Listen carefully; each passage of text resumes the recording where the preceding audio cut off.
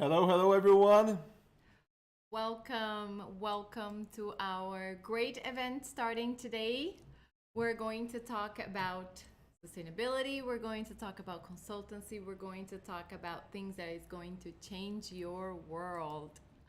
Welcome. Welcome everyone. We are going to start in some woohoo. Let's There going to you start go. this. That's just set the mood already. Yeah. Let's going to start Sustainability Consultant Week, guys. Welcome to this fantastic opportunity, this fantastic event that we have created here together. Me and Sammy, my partner Sammy, and the whole U Green team. We have Julia, we have Gabriela here in the how can I In the say? backstage. Yeah, on the backstage. Because the backstage we have our students as well, people who belongs in our mentorings and our Yes. courses. So you are welcome, guys. It's so nice to see you here, and we are going to start this first class of the Sustainability Consultant Week. So let's do this right now, okay? I already see here on the chat some of our regulars. They are already here saying hi to us. yeah, hi, hi, Petal, hi. Mark, they are all here. Yeah, tell me, guys, where you are from. You can see we have people from all around the globe here. We are creating this movement towards sustainability, towards we are trying to make the change, right? We're trying to make the it's like a cliche telling, right? We make the world better, but we are trying to give you the tools to make the world better professionally. This is our way of doing things, okay? So we understand that it is important to hug trees and things like that as well, but we are in this stage of making things professionally, and we are going to give you this amazing opportunity here. Okay, guys, so as we were telling here, we are going to have the first class of the event. So the unlock the opportunity, how sustainability consultants are aligning purpose and high income. This is the first class of the event. Okay, so once again, welcome.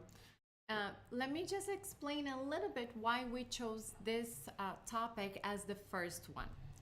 Because when you're looking at something, when you are looking at your future, or when you are looking at something that you were investing your life in your time in it, you have to see what are you going to use this for? What are the opportunities that there awaiting for you?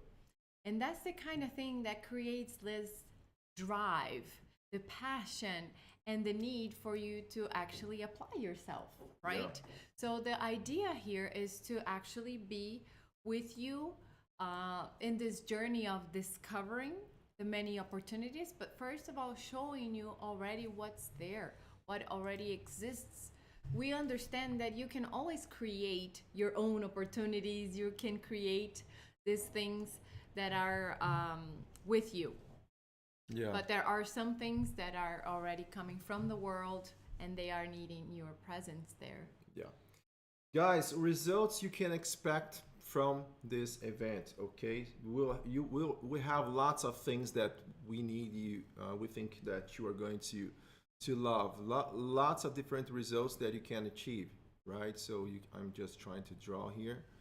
And results you can expect. So how to find a job that combines high purpose with high pay, right? So how to make a positive change in the world. You're going to receive tools for that.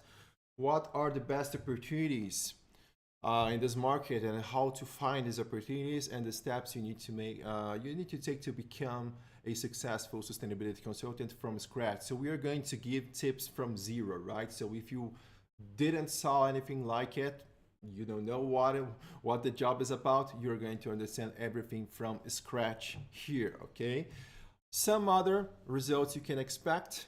The backstage of sustainability consultancies worldwide. We are going to teach you this thing here, and this is important because we are going to show our backstage. So we are going to show reports that we have developed, and you are going to see how we develop things and how you can develop this as well. Because when you are a sustainability consultant, you have lots of reports to make because you are understanding concepts. You are going to understand situations of companies, and you are going to get these situations, and you are going to make assessments, and you are going to show them opportunities to so they can be more sustainable. And you're going to see all the opportunities here in this class. So the backstage, you're going to see also how to use sustainability consultancies, right, to enhance what you are already doing in your career. Maybe you are one of these people who are already doing things here in your career, and let's say I'm an architect. We are architects, me and Sammy, and maybe you can do things to okay, I want to develop my architecture career, but I can develop consultancies with my architecture career as well. Adding to your resume, right? Exactly. So, and also how to position yourself to billionaire multinationals. Lots of millionaire multinationals, they understand that they need to they need to improve their sustainability goals, and maybe you can be one of these people helping them as well. Okay, so these are results that you can expect from this event. And just we are going to show some important notifications here before the actual start of the class. This is a free course, okay? This is a free course, a complete course with 4 stages. So we will have the first class today, and we are going to be in the second class, and the third class is going to be a 4-day event, as you know, right? So 4-day, 2 hours in each day. So 2 hours here, 2 hours here, 2 hours here, 2 hours here. This will be a complete course, but you need to be right to. Sorry? I was putting my glasses right on the number 4 there. Okay.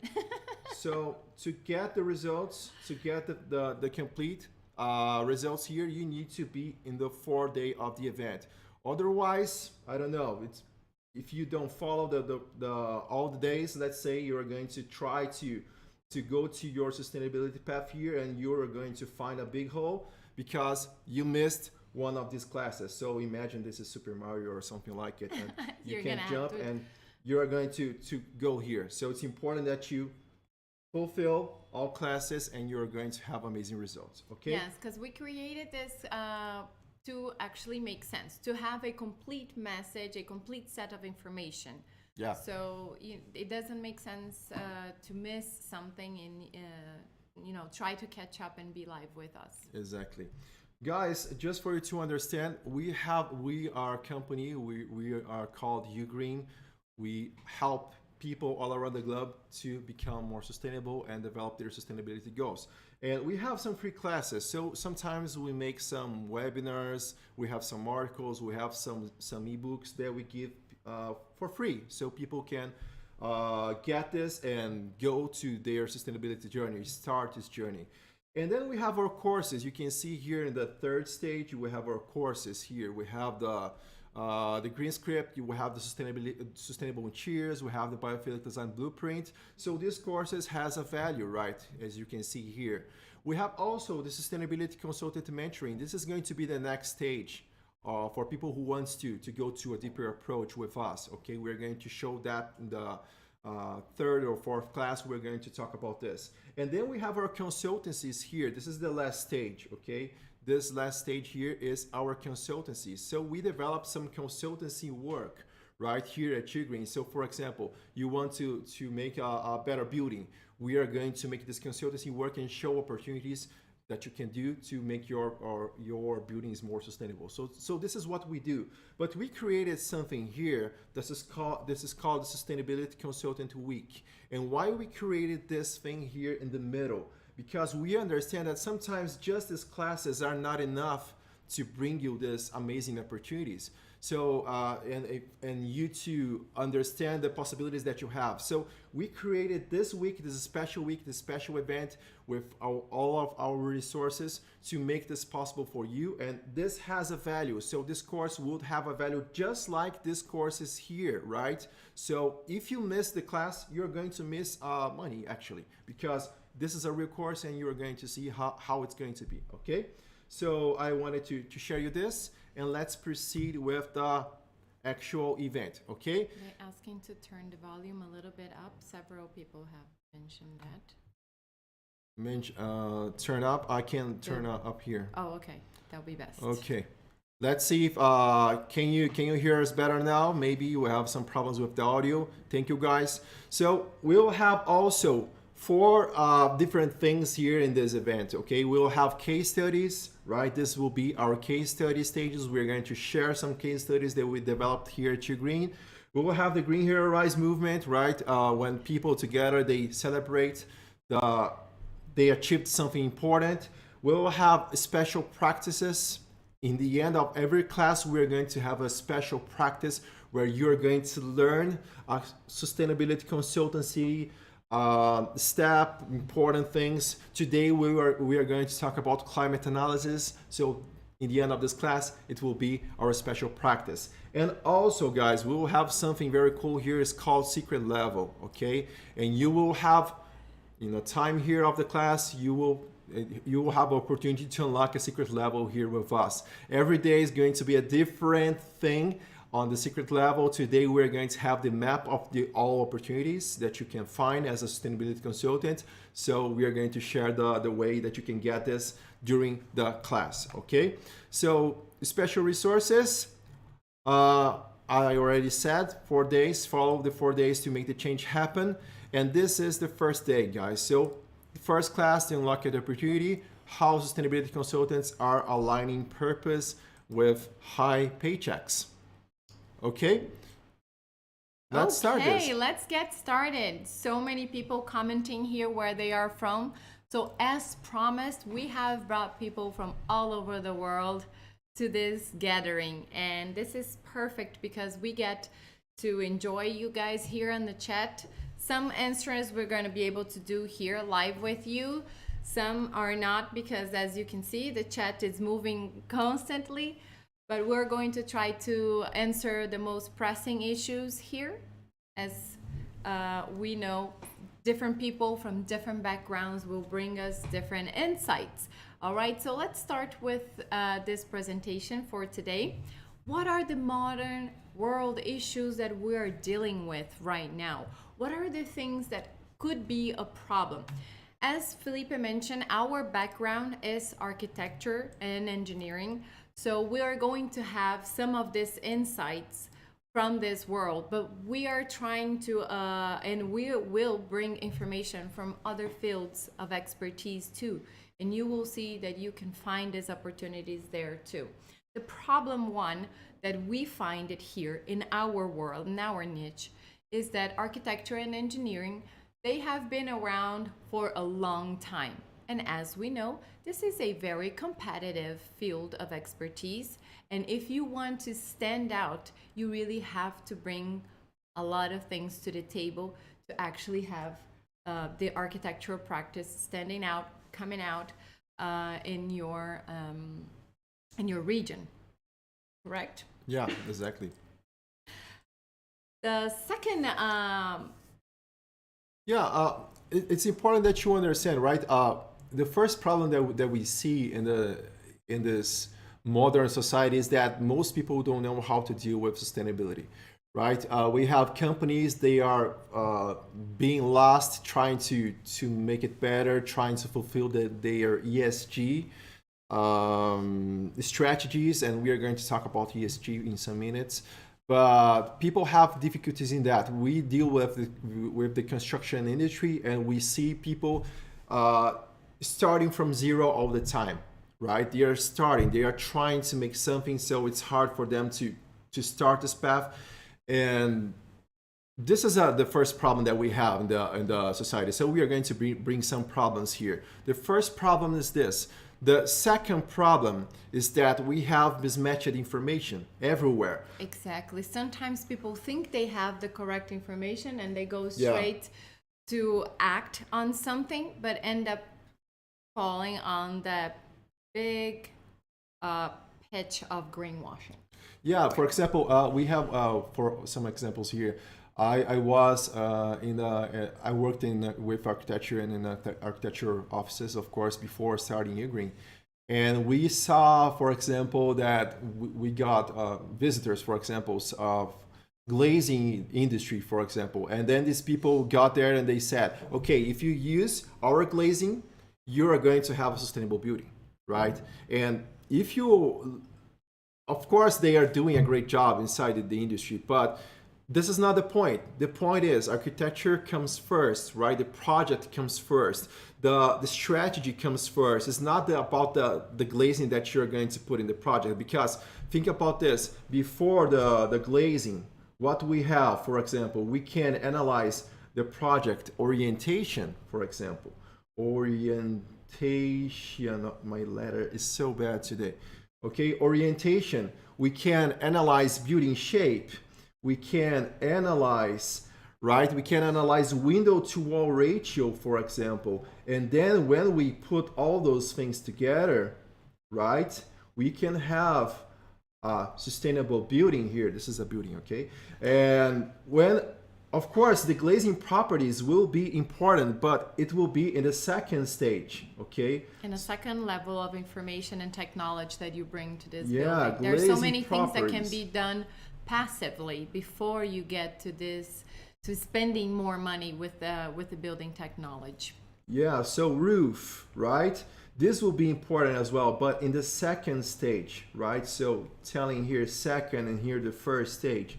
So understanding that we have a hierarchy, right, of possibilities, and you can see English is not my main language sometimes. And it, we need to understand that has a hierarchy. We have the strategies, and people, they are trying to say they are doing something sustainable. So they have, for example, vinyl flooring, and they are telling, okay, our vinyl flooring is sustainable, but where is it coming from? What is the process behind this? Sometimes people want to sell things, and they are doing a wrong type of job when they are just analyzing things in just one point of view. So we have mismatched information everywhere related to sustainability.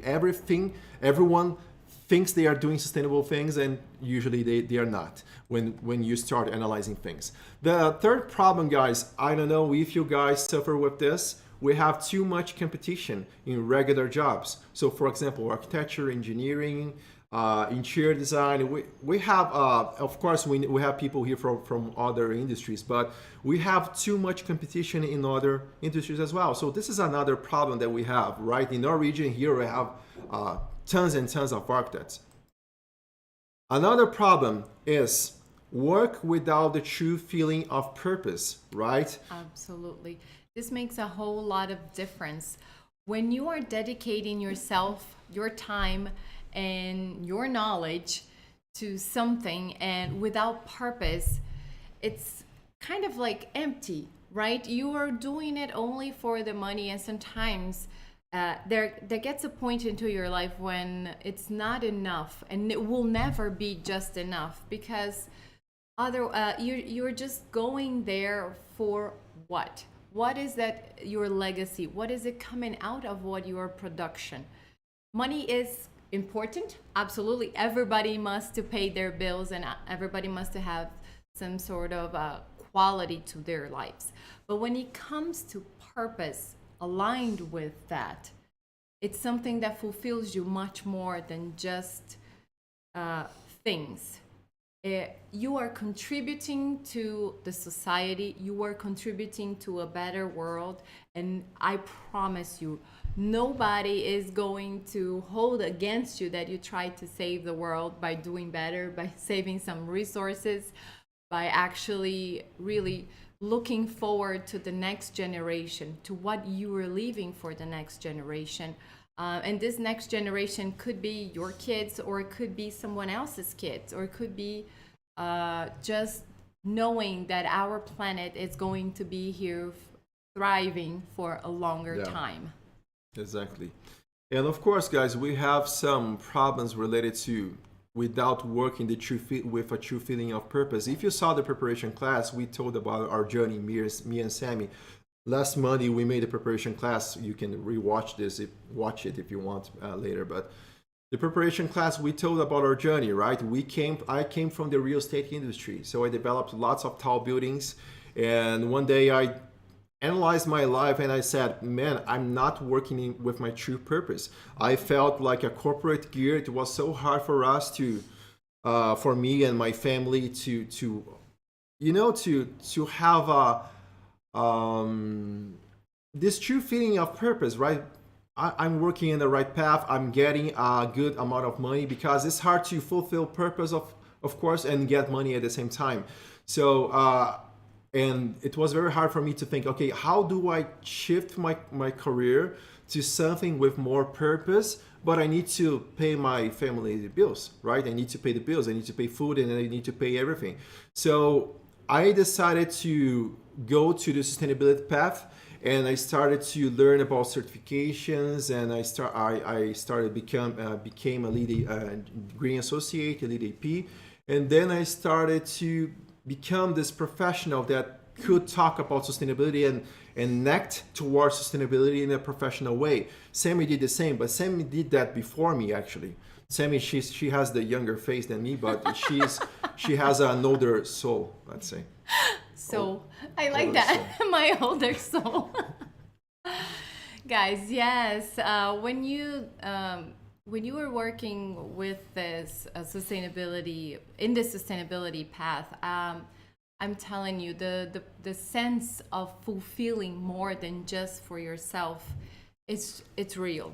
And you can see so many people on the chat that it's already confirming this that we have seen, and some people confirming that they are facing this problem right now of working without the feeling that you have a higher purpose in your life. When this happens, you start working more because you have to bring to the table the energy to actually do the work, and then the energy to actually fulfill yourself emotionally to do that. And this comes with a feeling of loss and exhaustion that will affect your health. People that work without the purpose in their jobs, there are tons of scientific papers to background what we're saying here. This is not just a pep talk for you to engage with sustainability. But when you are working without a purpose, and when you're working in jobs that you feel like it's an endless road for you, your health will be paying for this. You will start feeling this this exhaustion, this extremely exhaustion when that it goes mental and emotionally. But as I was reading some of the comments here, sustainability does fulfill that, because you were doing this for yourself and for others, for the planet, with things that only come out with positive results. It's difficult to say that sustainability will bring something bad for the world, because you can't find that. So working with positive outcomes, of course, will help you emotionally too. Exactly. Guys, 1 minute for you to tell us here which number would you choose about that. Okay, let me try to put here 1 minute. Ask us this little question here. Okay, number 1 to 7. How do you feel about those things? Okay, I work on things that I'm not proud of. I don't learn as much as I wanted to. I think I'm not working on my real purpose. I have difficulty growing in my current profession. I don't have recognition, external or internal. And when I said external, is people recognizing my work, or internal, people inside the company, they are not seeing that. For my work, I can't find a good job, good companies, good clients, longevity, right? Positive people in your life. Sometimes I feel that I don't grow in my career because I don't believe in what I do. This is something important. This is so important. The last stage here, this last one here. Let me try to draw this. Oh, yeah, this last one here. This is so important.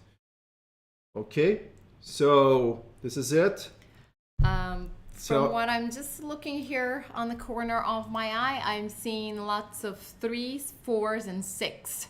So I think I'm not working on my real purpose. I have difficulty growing in my current professional, and I can't find a job in good companies or client or longevity. And another person has saying that I don't see myself working as a sustainability consultant in a third world country. we are in a third world country here in Brazil too. So, and we're doing this. So stay tuned. We're going to bring you some answers here too. Yeah. So guys, did you notice these issues? Tell us in the chat here. Yes. And let's talk about the opportunity of becoming a sustainability consultant. Let's talk about the, sorry, I just stay back here.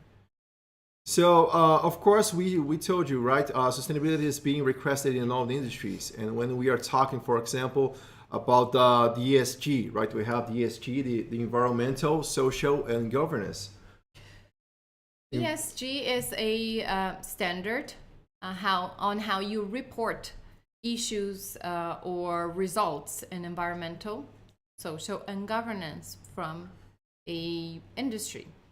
So many companies are now holding themselves to this standard, and they are reporting this annually. This is a report that must come out annually.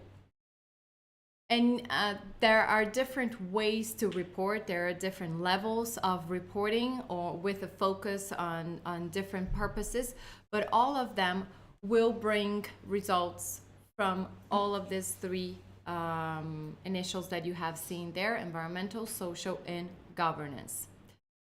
This has become more popular since in 2020, Larry Fink from BlackRock has put this on his letter. He is a CEO of this, now the word escaped my mind. This investment This asset company.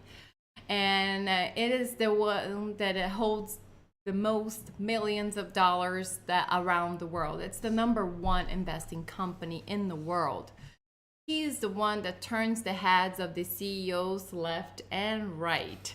And every year, he publishes a letter in January. And in this letter, he always kind of directs what is to come this year, or what is in the future of the companies and investments that they have been doing with that broad portfolio that they have all around the globe.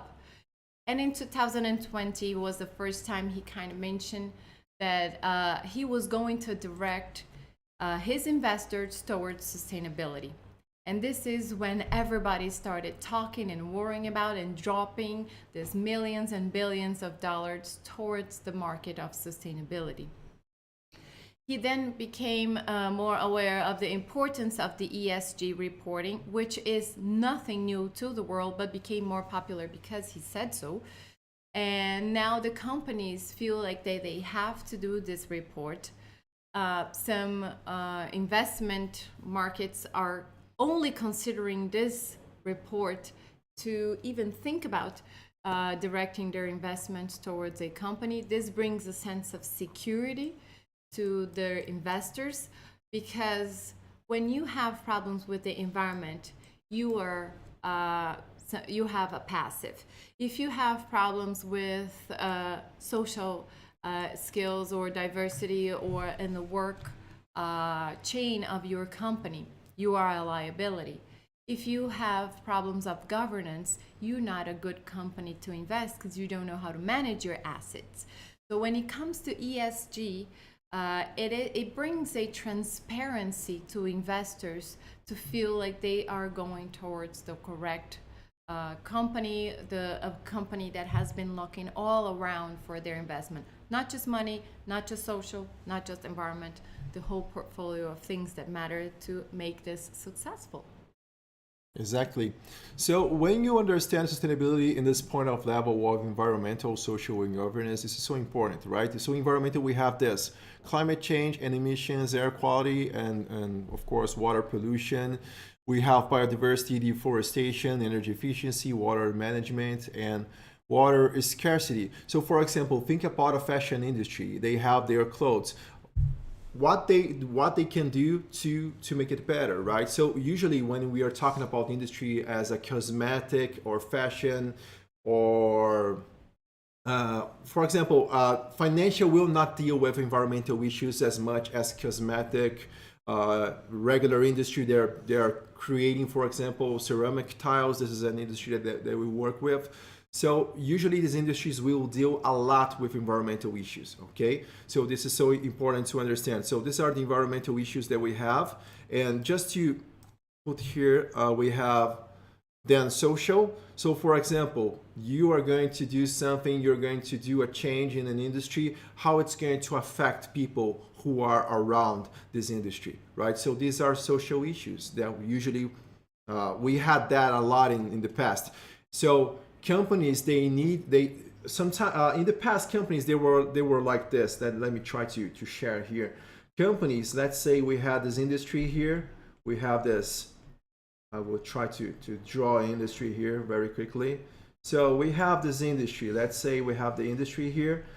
In the past, they were just looking for profit, right? They were looking for profit. And didn't matter a lot what happened in the past. But now people they understand today that they will need to deal with the society, right? All the society, they need to deal with the society, otherwise they can profit anymore. Okay, so this is the idea of ESG. So environmental, social, and governance, they need to deal with society. They need to communicate. They need to show that they are doing good things for the society. Otherwise, people won't buy that anymore, right? They will suffer from laws. They will suffer from people. People will not comply. Will not. Okay, I'm not. I don't believe in this company, so I won't buy it anymore. Exactly. This brand connection with higher purpose too is the one that attaches people to the brand and to actually bring some sort of loyalty, right? Yeah, exactly. And governance are related. For example, let's say one example for you to understand better. We have some corruptions. Here in our country, we have lots of corruptions related to construction industry 6 years ago. And we have a crazy thing going on here, and this was a problem related to governance of companies. So we need to deal with all these 3 stages, and in every of the stages of these 3 stages, there are possibilities for sustainability consultants. Of course, the environmental will be bigger, social will be bigger than governance, but lots of things that you can do. Okay, so lots of opportunities for sustainability consultants. And understanding this spectrum of the ESG, so environmental, social, and governance, you will have ways to work towards sustainability. So we are going to show some opportunities here related to this field and discuss every one of these opportunities here. Okay, so this is the first scenario, guys, just for you to understand. So if you are here, you are asking, okay, can I be a sustainability consultant? We have 3 orientations here, okay? The first scenario is architects, engineers, and designers who wants to expand their territory. So for example, I'm an architect. I started like this, actually. Ugreen today is 80% a sustainability consultancy company today, but we started as architects doing consultancies to show a differentiation. So for example, okay, I'm developed this building. It's beautiful, it's nice, it's working, it's cool. But can I develop an energy analysis to show the consumption of this building and why I decided to put the shading device in the project? Because clients will question why the shading device is here, right? Why did you put here this shading device? Let me just draw the shading device. Maybe some people here don't know what a shading device is. So let's say we have a window here, right? We have a window and we have this wall here, and we have the shading device. So sun will go here. We are going to discuss that in a deeper level later, but let's say we have this. Oh, this is a very bad drawing. Let me try to draw it better. So I will draw a section cut here.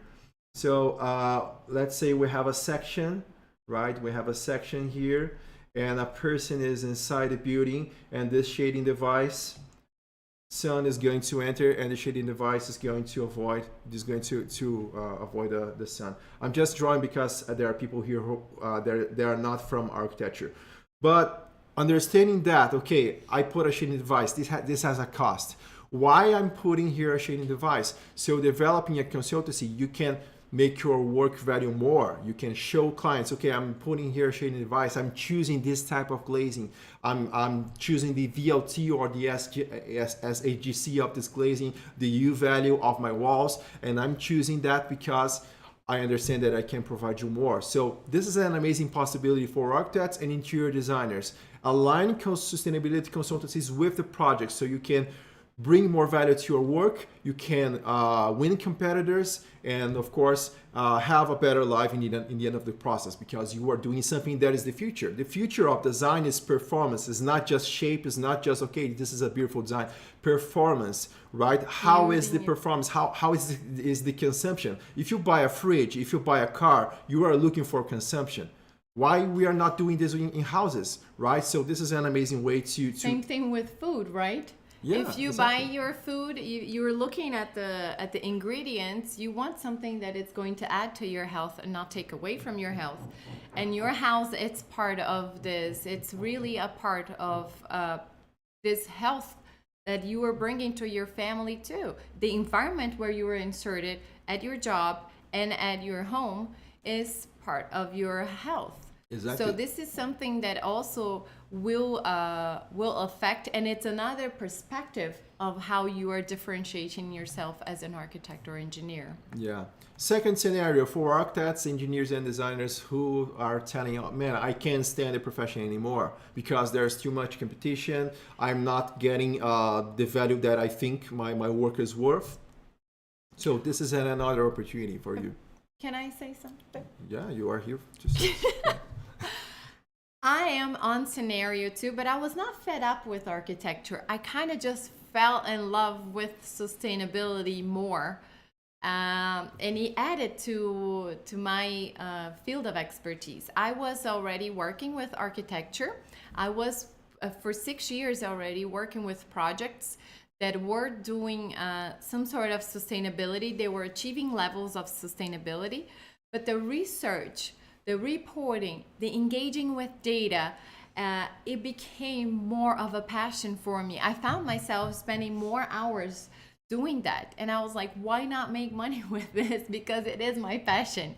I was more guided towards doing this work and this research on sustainability for the buildings. So I never left architecture, but at the same time, I'm using this as something else on my career. And I guess I would fall in this scenario where I say I pivoted my profession by becoming a sustainability consultant, but at the same time I never really hated architecture for that matter.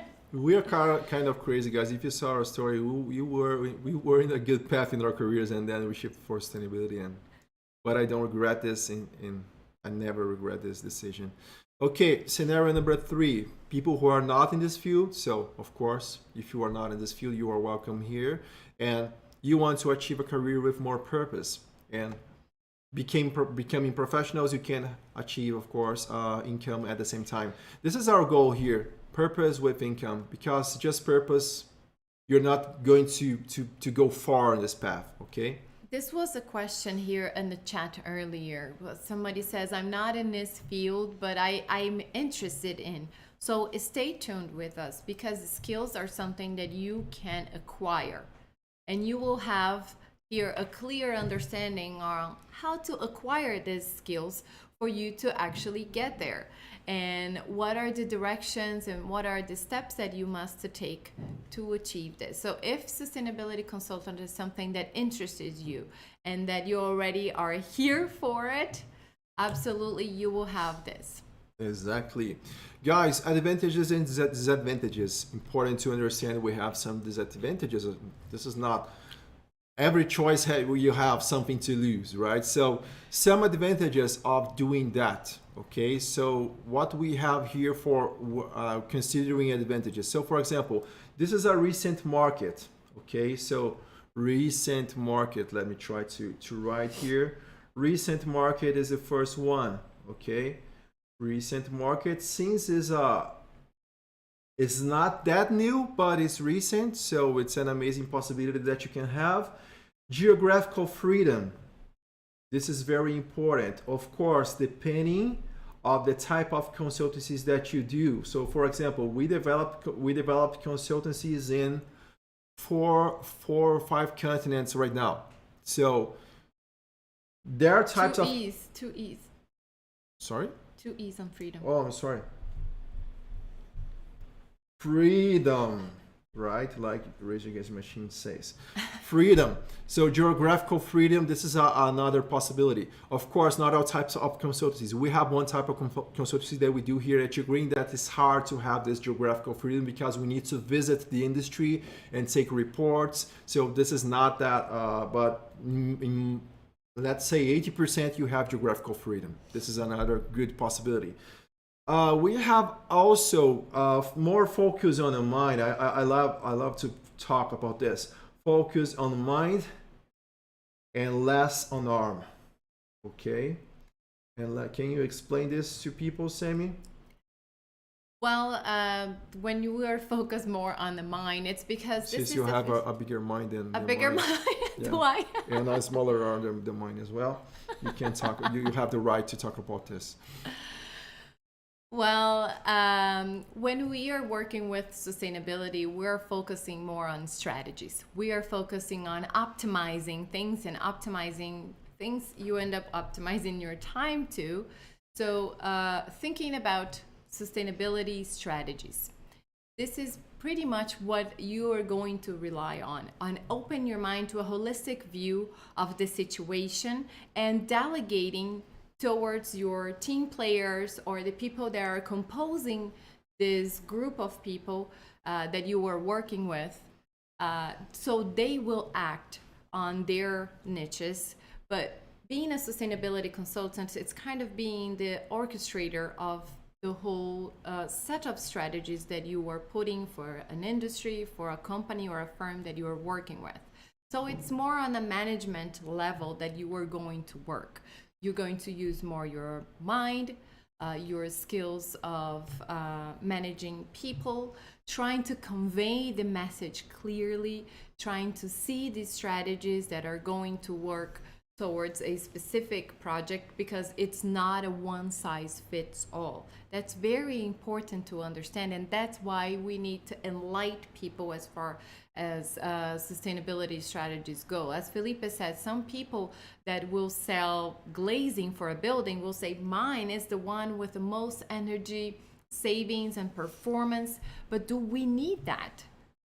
Is the thing. It's not that we are taking away from the technology of this. I'm pretty sure that the vendor is probably saying the truth, but it's like knowing what do you need, knowing the strategies that you need to apply. It's what makes sustainability smart. And the consultancy is exactly for that, to direct people and get this message through. So you're going to use more of your mind, more of your directing skills than actually being on the production side of sustainability. Yeah, exactly.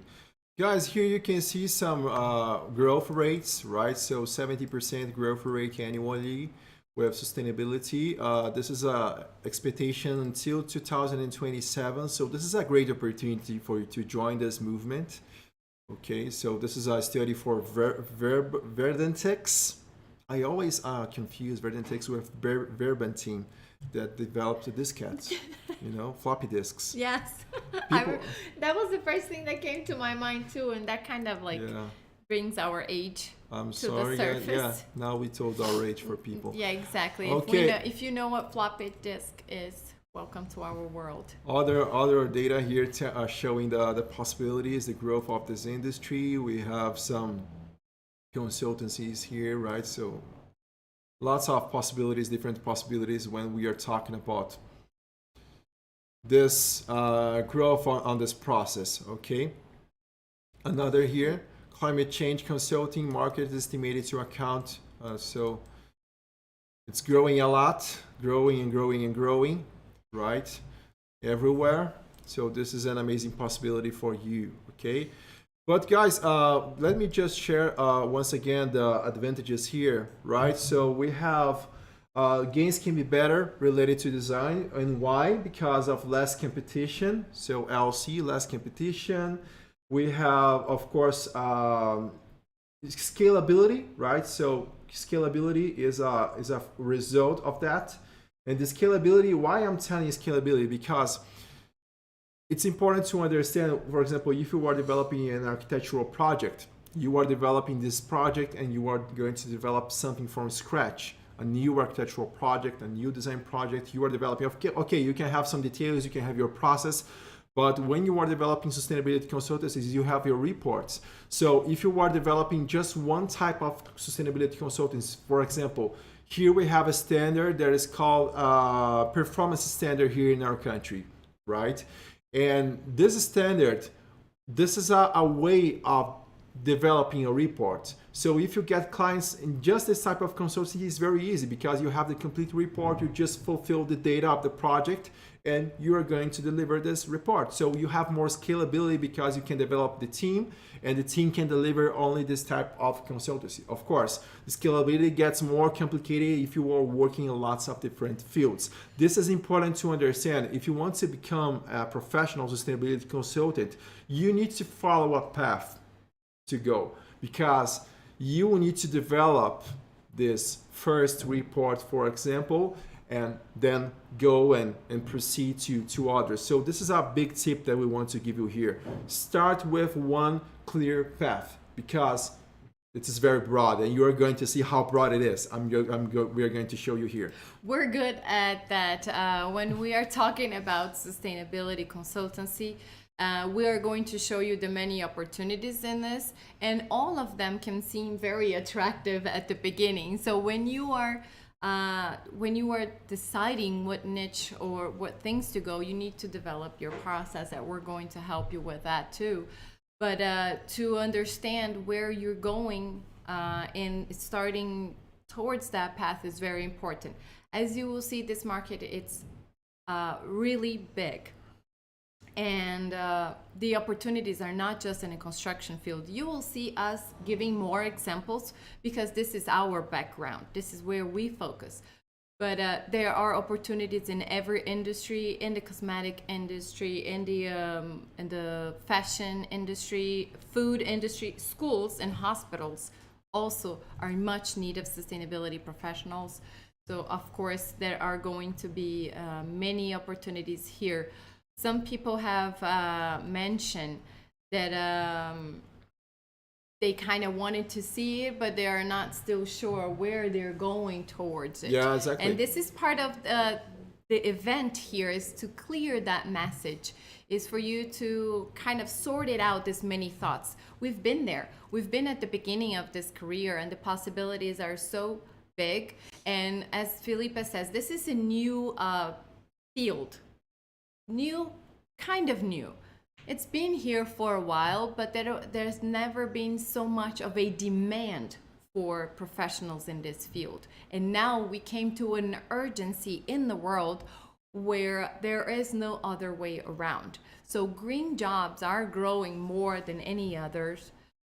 Green professional skills are being needed in every single field that you can think of. You can develop your professional more sustainable. So there are this kind of like things that you will be bubbling in your mind as we open here more and more boxes.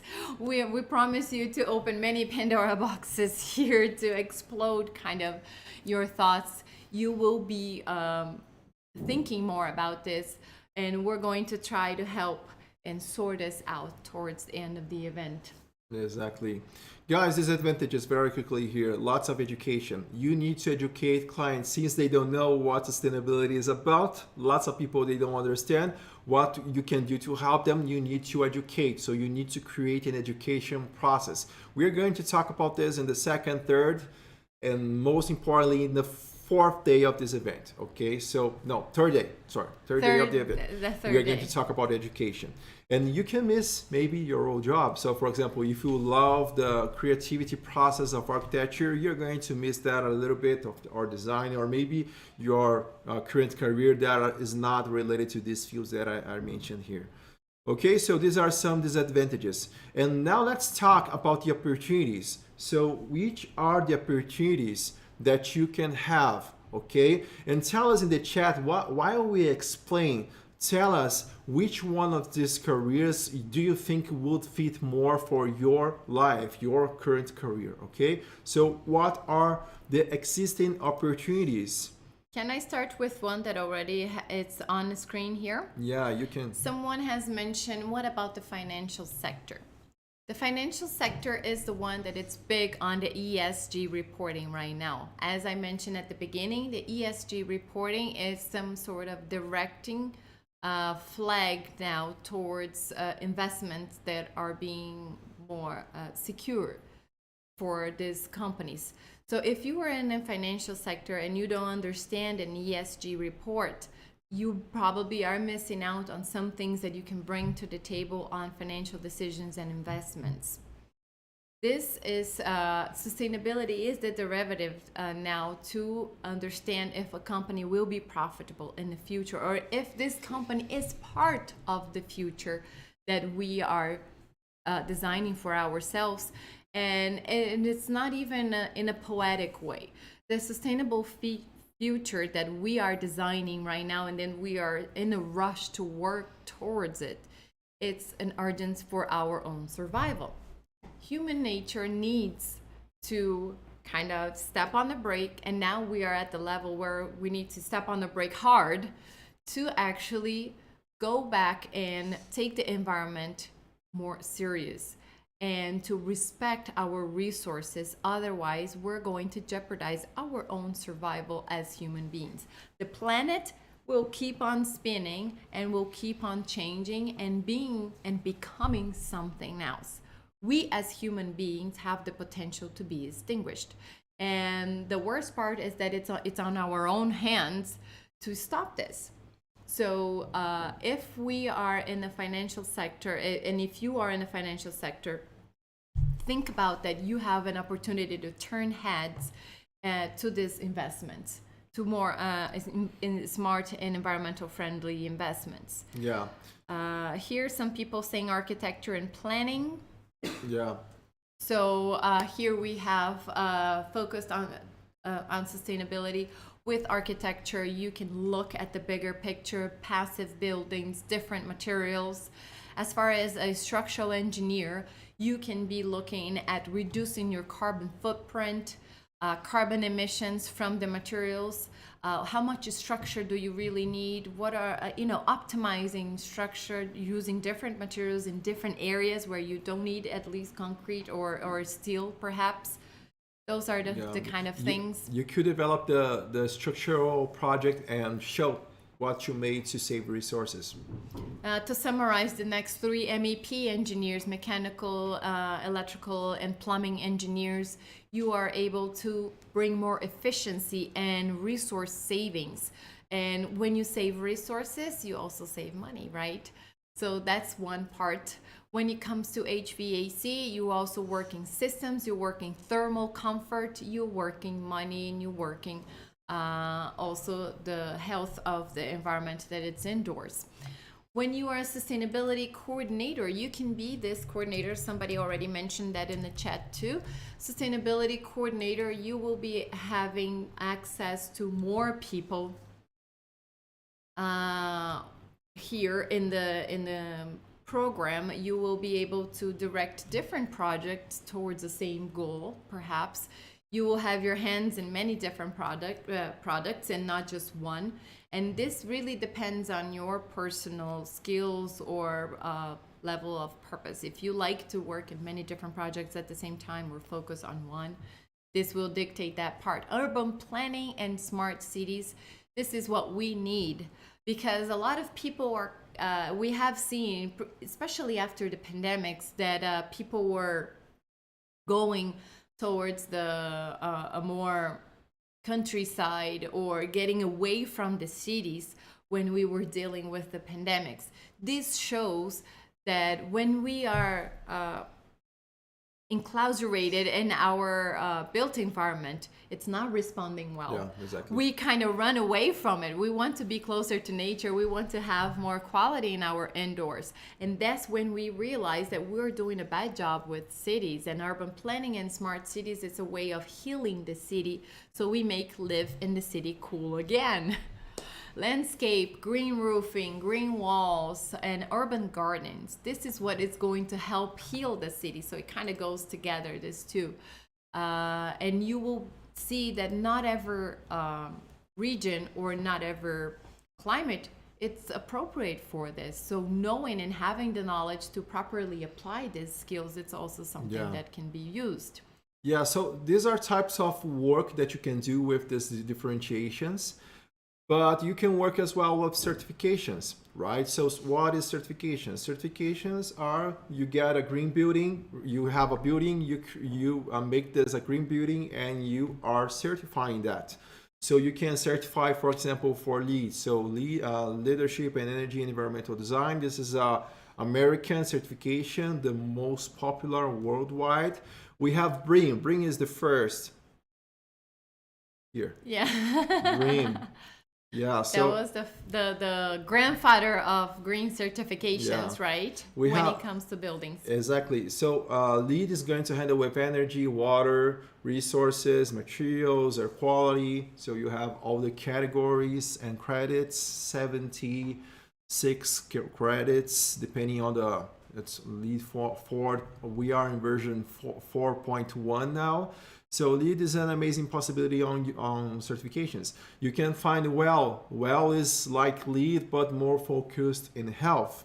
It's a certification that is growing a lot. The pandemic's accelerated WELL certification, and FitWell as well, the last one that we can find here, this one, WELL. LVC is Livability Challenge. Okay, Livability Challenge is related to regenerative design, not just related to sustainability, but regenerative. It's another amazing possibility. EDGE, it's a good certification when we consider, right, the possibilities that you can simulate directly into the software. So this is a good possibility that you can have. So let me just try to show the EDGE app here for people very quickly here so they can understand what we are talking about.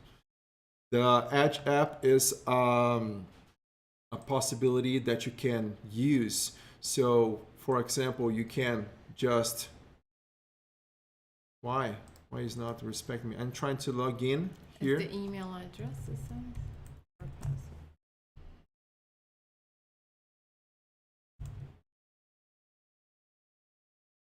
Yeah, it's not, I can't log in, Agile. I would like to log in, but we can proceed.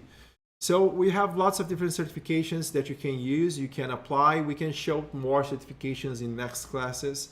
But LEED, WELL are the most popular today with BREEAM. Living Building Challenge is growing a lot. EDGE is growing a lot because this is more, it's not that bureaucratic, because this certification such as LEED and Aqua and WELL, we have lots of certifications to handle. EDGE is a simpler process. So, and you have local certification as well. In your country, you can have, for example, in Japan, we have CASB. In South Africa, we have some green building certifications, such as in our country as well. So we have here GBC, right? Green building. GBC has like different countries Yeah. chapters, right? And Yeah. some chapters do adapt their certifications to the reality of that country. So I Exactly. know Australia, Canada, India, they already have some adaptations to the certification. We have in this year 2022 we have 3 times more requests of certifications than the last year. So here in our country, it grew a lot. Certifications. Once again, it was a begin. We work with our first certifications of LEED and all those things. We started to work in 2000, and I started in 2008, but you started before that, right? I actually got my lead AP when I was in the first semester of 2009. Okay, yeah. So we had a growth in 2008, 2009. Then we had a stop because of the crisis of our country here. But now it's growing a It's lot and growing lots of again. requirements. And let me connect that with the financial sector. If you think about it, it was this kind of like certifications, they respond to some of the demands that are in the ESG report, which is addressing the environmental part in your administration buildings. So some of the buildings, they have been being requested to show that they are building new headquarters or new branches in a sustainable way. So if you're expanding your brand, you must to show that this goes also to the environment that you are impressing on the planet.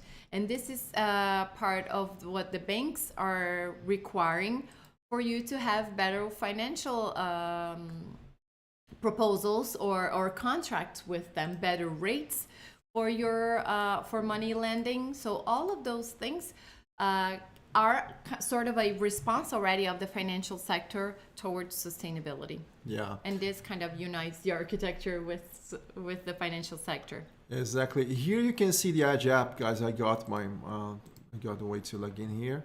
So the goal is to decrease energy consumption, water consumption, and materials. And we have some. This is kind of new operations, but then depending on what you do in a project, you can achieve energy savings. So if you achieve 20%, you get Edge certification, but you need to achieve in all three: energy, water, and materials. So let's say, for example, you are using efficient shower heads, right? So you are going to save water, right? You are using water efficient faucets. You will save more water. So this is the way to go on the certification. So this is something that you can do for your clients. Okay, I'm developing this architectural project. I can certify Edge and do it better for your clients. And because certifications, they increase the value of the building, right? So that's why people usually certify buildings. They increase the value. And or for example, I want to become a sustainability consultant, just work with certifications. So I will work with LEED, with Edge. So you can just work with this, develop your reports, develop your process. This is a good way to go. Okay, you can see that I just put water savings here, and we saved a little about the energy. And why it happened? Because we have synergies related to water and energy. When you are studying sustainability, you understand that there are some things that you do that you save energy, because when you're using for water, for example, you are using energy for some boilers and things like this. So or pumps. You're using less water and you are going to use less energy at the same time. Okay, so just for you to understand, certifications, big importance. Certifications is an amazing way to increase your value as a consultant and show people the value of projects, because certified buildings have higher rental rates. We have higher buying rates, higher value in the building, of course. Sometimes we have less maintenance costs as well. So lots of amazing possibilities when you are certifying buildings, okay? So certifications, we have projects as well, types of different projects. So when it comes to projects, you have many possibilities of addressing this entire list that you see here, but also becoming a specialist on contributing in different projects in one of these niches. If you think about biophilic design, biophilia is the natural love that human beings have towards the nature, this connection, the natural connection that we have towards nature. So understanding how you can bring more of these strategies, and there are more than 60 strategies that you can be applying, and each strategy will kind of work our senses and our connection to the environment in a different way. So if you're working in hospitals, you're going to use a set of these 60 strategies. If you're working in schools, you're going to use a different set of strategies. If you are building a home, you're going to use a different set of strategies, because all of this, you will want to create a different environment, right? At school, you want people to pay attention. You want things that will make kids to focus, to make teachers to stress less on their voice and their health. So you will be able to use these skills to better a project, an interior design project, or the entire architectural project. This can be applied to a whole architectural project too, not just interiors. So biophilic design is one very interesting niche that will bring lots of outcomes from this, as far as people advancing together with buildings, not just the buildings advancing. Yeah. Low impact interiors, when we're thinking of saving resources, reducing our footprint, our carbon emissions, you want to understand that you can reduce that with interior renovations. Interior renovations happens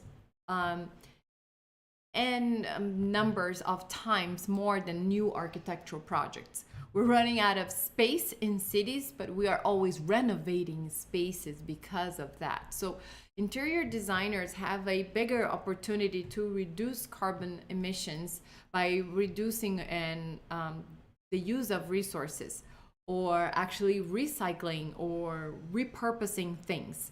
So those are some ways that you can do that with interior designers. And since we talk about interior designers, we can go on and talk about materials. If you specifying materials, knowing what kind of materials that you are specifying, are they sustainable, where they're coming from, what kind of process they go towards it, what of impact they do in the environment after the use or during the use of these materials, what kind of impact they have on people's health, not just the environment. So understanding what is sustainable materials is a skill on its own. And I can speak for myself because this is one of my passions, is to study materials. We're going to talk about materials in the fourth day, Sammy. All right. Don't talk Don't talk too much. Yeah. All right. But just saying there is a real opportunity and a whole career just if you focus on materials. Renovations. Do you like the zero? So nice, right? I'm just doing that. You're just moving. Or I could do like this, just like a flight attendant. Yes. This is what I love when it comes to our presentation and our events, guys. This is one thing we promise you. We promise you lots of knowledge and also laughs. So. Talking about laugh, guys. Green Hero Rise moment.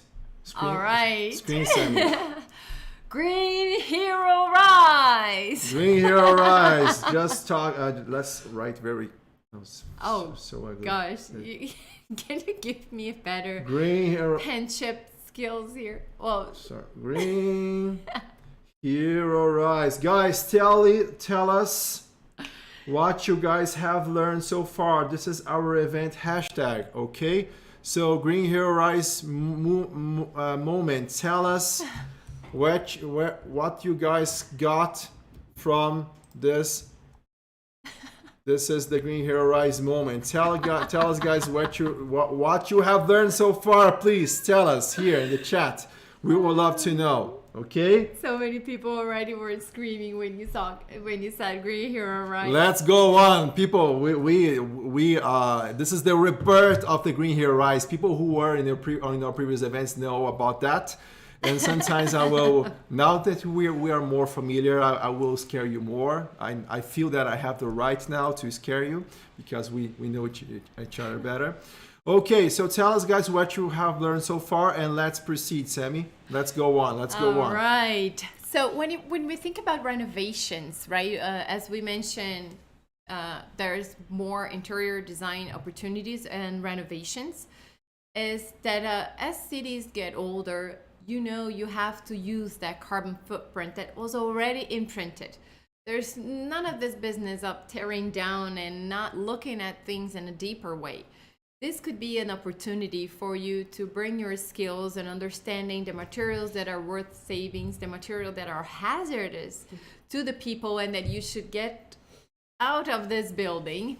Energy efficiency is big because, systems get old and we use more energy as we are using older cables or older systems to run a building. So big maintenance and opportunities in renovations, efficiencies with materials and systems.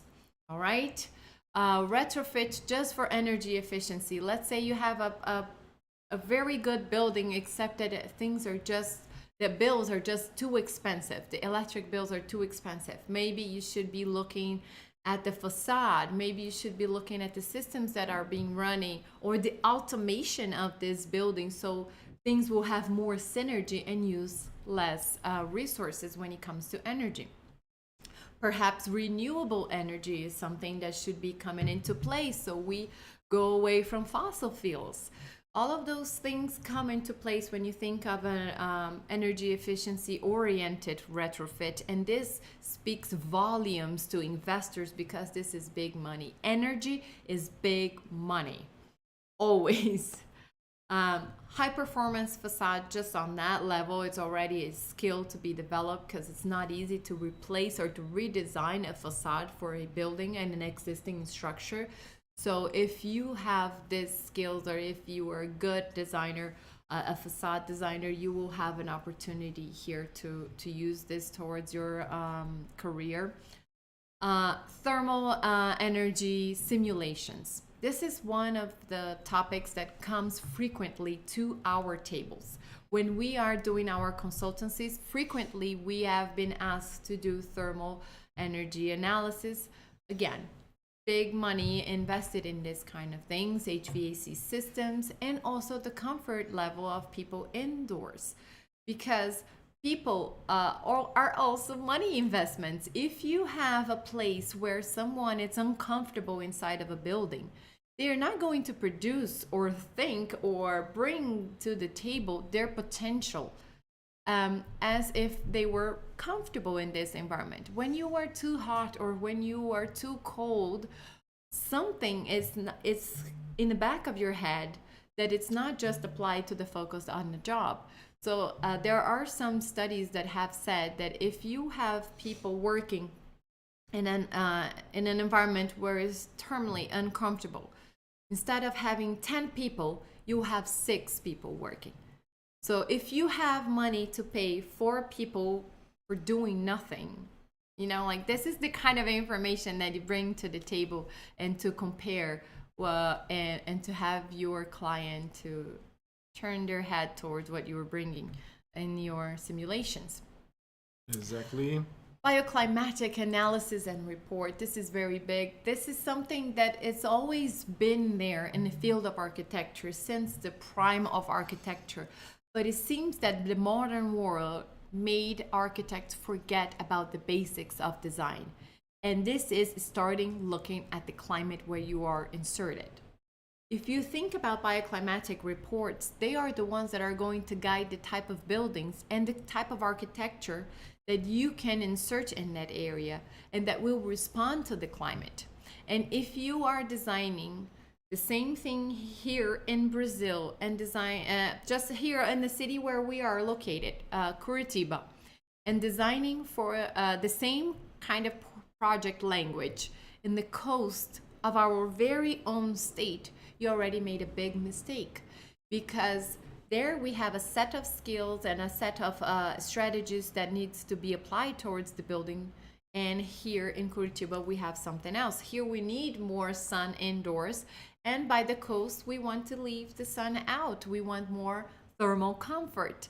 So this kind of things have been forgotten sometimes, and people are trying to just export their architecture skills or language without thinking about the local climate region.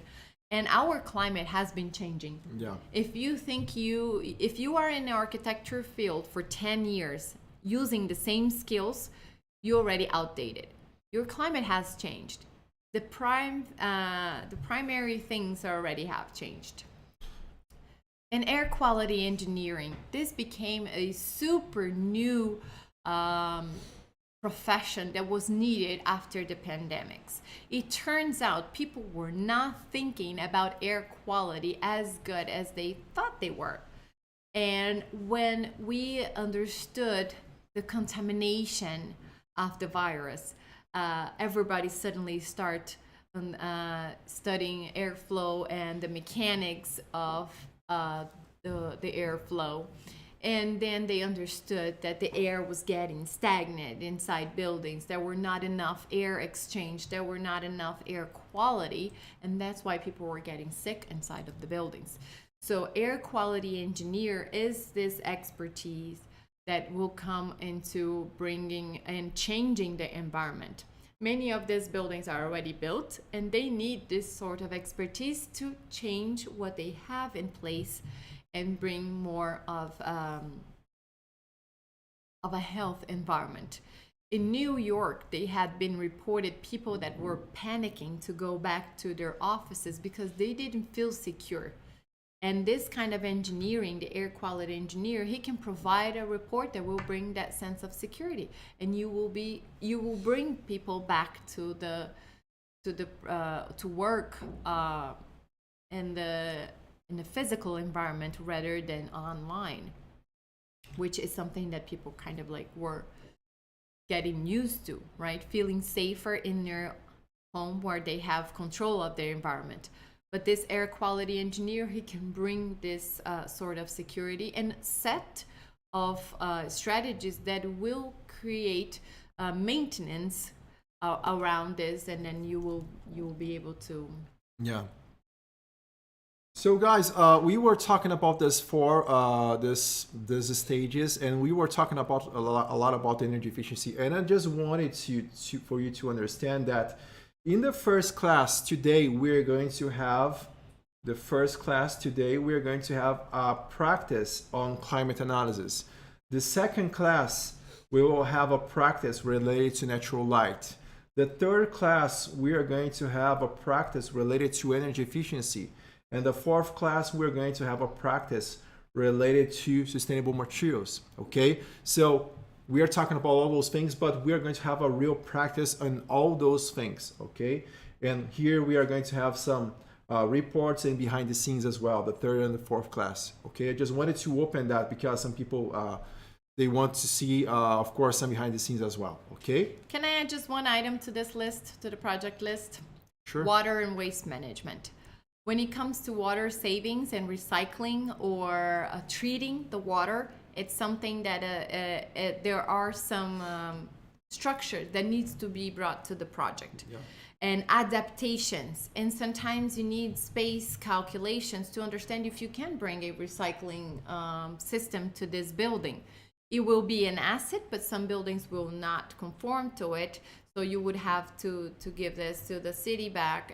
But at the same time, if you save some water, you also will reduce your bills towards what you are sending off to be treated by the city, right? And waste management, people do generate waste, and if you can divert from landfills, this is also something that needs. It's a program, it's policy designing for building maintenance. So this is also another opportunity when it comes to projects. Yeah. Guys, here we have some opportunities in companies as well. So high-end projects, sustainable high-end projects. What we are telling here is that you can develop your own buildings and do that as well. Sustainable architects, you can develop partnerships. So for example, you graduated with lots of architects. So become a sustainability consultant for these people is a very easy step to start. Okay, I have these friends. They need help. I will help them, and I will start my journey with these friends. So this is a very good synergy that it can develop. Actually, we have done this here at Tigrin. We had friends from previous works that suggested us for developing consultancy. So this is a very easy step to start your own sustainability consultant. And the thing is, the Yeah. client is already conquered because Yeah. you already have a relationship with these people, right? You don't have to overcome that big barrier of getting acquainted and having this personal relationship. But maybe they have fought everyone, or they don't have any friends. Maybe. Maybe. Nah. Then they will have to rely on strong skills. I wasn't the most popular person. I wasn't. Well, then that's why you had to study a lot. But I got. But, because you had to study a lot. yeah, but we got this. I'm not the most friendly person personally because I'm not that yay person. You I know? have lots of friends. Yeah, Sammy has it, but I know. But we got this. Without any friends, I got this. You can do this as well. Okay, okay. Constructors that outsource services. I'm telling you, I don't have any friends. If my friends watch this, They're going to Yeah. they're going to send messages here on the chat soon. Okay, constructors that outsource services. So this is building companies, right? We work a lot with these people. This is our major, I think, our major clients are construction companies, developers as well. Constructors and that developers, customers, individuals. Maybe a customer individual. We had some clients. There are individuals as well.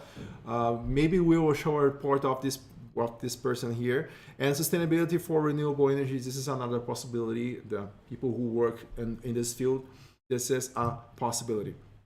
This is what we do, guys. So we work in this 4 continents here at Green. We help people. So if you need a help in some consultancies related to the construction field, this is a possibility that we can help you in this path. Okay, let me share the screen here again for you guys. So this is usually what we do, right? So you can see some consultancies for buildings. This was a friend that suggested this work. Amazing. Paula is her name. So thank you, Paula, if you are watching this. Thank you. Another thing that is important as you have that image on screen, sometimes we are called at the different levels of projects. There's always something that can be done to make it more sustainable. The level of that you enter this project is going to dictate the amount of effort, money, and the number of strategies that you can apply. Yeah. But there's always something. Even if you go towards the end, it's just going to be more expensive, and probably it's going to own some time in the project. But at the same time, there's always something that can be done. So never give up or expect the perfect client. Try to use the opportunities that you have. Yeah, this building here, we have developed a consultancy towards the glazing. So we developed some thermal comfort analysis to choose the best type of glazing for this project. So this is a possibility on what you can do. Here you can see other types of consultancy that we have developed here. This is a consultancy for biophilic design for a company called Studio Symbiosis. They are the architects, a company from Germany and India. So they developed this project called Floating Terraces, amazing project that they have developed, and we developed biophilic report for them, so they could understand how good they were, and they were doing a great job on biophilic analysis. And then we made a report and we showed them some new opportunities they could achieve. So this is a possibility, and you can have as well. We developed consultancies for the industry. So here's Wellington. Wellington is here. He's our.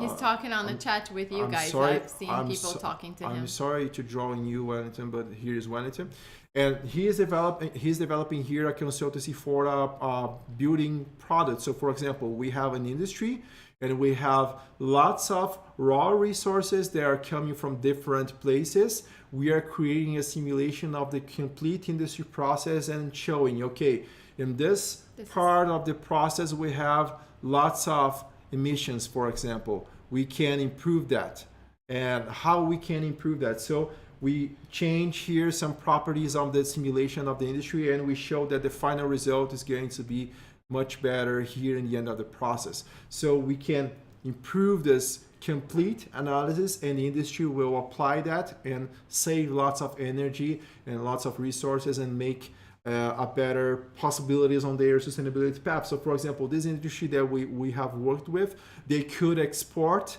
20% more of their materials. Because they had this life cycle analysis report. This is what you see on the screen. It's a life cycle analysis simulation. And we can do the life cycle analysis report. We can derive a sustainability report also from that same material. And there are different paths that you can apply. Here, it's when you want to communicate with your clients, you put a sustainability report, you can have a kind of summarized everything.